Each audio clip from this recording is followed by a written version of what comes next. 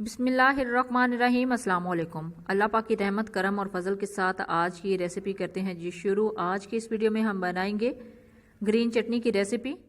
Green चटनी को आप वैसे भी रोटी के साथ खा सकते हैं और इसको डिफरेंट काइंड्स ऑफ रेसिपीज में भी यूज कर सकते हैं। नेक्स्ट आने वाली वीडियो में मैं इसका यूज भी आपको बताऊंगी। तो चलते हैं जी तैयारी की तरफ। इसके लिए जो जो इंग्रेडिएंट चाहिए सबसे पहले आप वो नोट कर लें। यहाँ पे लिए हैं जी मैंने 2 गड्डियाँ हरे धनिया की और 2 ही गड्डियाँ पुदीने की। इनको अच्छे से कटिंग करके वॉश करके रख लिया है। 4 टेबलस्पून अनारदाना है और इसको भी मैंने आधे घंटे के लिए पानी में भिगो दिया था, यानी साफ करके रखा है। 2 लहसुन के बड़े जवे लिए थे, उसको कटिंग करके रख लिया है। 1 अदरक का टुकड़ा लिया था, 3 अदद हरी मिर्चें ली थी और 1 टीस्पून इसके अंदर जाएगा जी नमक और 1 टीस्पून जाएगा सफ़ेद ज़ीरा और इसके अलावा 4 टेबलस्पून इसके अंदर हम पानी डालेंगे। तो चलते हैं जी तैयारी की तरफ।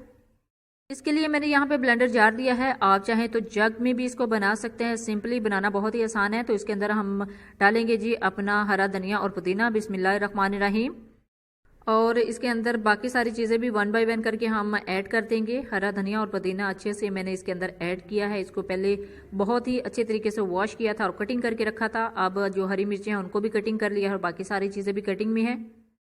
इसके अंदर मजीद ऐड किया है 1 टीस्पून सफ़ेद ज़ीरा ऐड करने के बाद अब जाएगा जी सबसे लास्ट में अनारदाना भी मैंने आपको बताया है कि इसको वॉश करके पहले भिगो के रख दिया था आधे घंटे के लिए। बहुत अच्छे तरीके से ये राइज हो जाता है, यानी फूल जाता है, बहुत ही अच्छे तरीके से ये फ्रेश हो जाता है।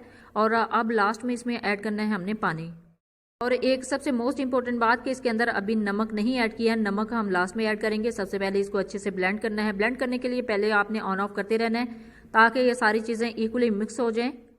और इनको खुश्क पीसना बहुत मुश्किल होता है, इसी वजह से इसके अंदर हमने ऐड किया है जी थोड़ा सा पानी। पानी ऐड करने से ये होता है कि ये इसके अंदर से जो मूवमेंट है वो अच्छे तरीके से हो जाती है। अल्हम्दुलिल्लाह बहुत अच्छे तरीके से इसकी मूवमेंट हो रही है, यानी ये अच्छे तरीके से ब्लेंड हो रहा है। 2 से 3 मिनट में ही बहुत ही ज़बरदस्त हमारी चटनी तैयार हो जाती है। देखिए अल्हम्दुलिल्लाह बहुत अच्छे तरीके से ये ब्लेंड हो रहा है। इसको 2 से 3 मिनट लगेंगे। 2 से 3 मिनट में सारी चीज़ें इक्वली बहुत ही अच्छे तरीके से ब्लेंड हो जाएंगी और इसका टेस्ट भी बहुत ज़बरदस्त होता है। अब सारी चीज़ें अच्छे से मिक्स हो गई हैं, सारी चीज़ें अच्छे से ब्लेंड हो गई हैं। अब इस स्टेज पे हम इसके अंदर ऐड करेंगे जी नमक।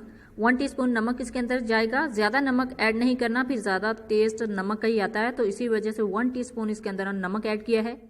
तो नमक ऐड करने के बाद मजीद 1 मिनट के लिए इसको ब्लेंड किया। अल्हम्दुलिल्लाह हमारी जो चटनी है बिल्कुल परफेक्ट रेडी हो चुकी है। अब देखते हैं जी इसको ऑफ करके कि ये अच्छे तरीके से ब्लेंड हुए सारी चीज़ें कि नहीं। देखिए हमने इसको बंद किया और इसको खोल के देखते हैं।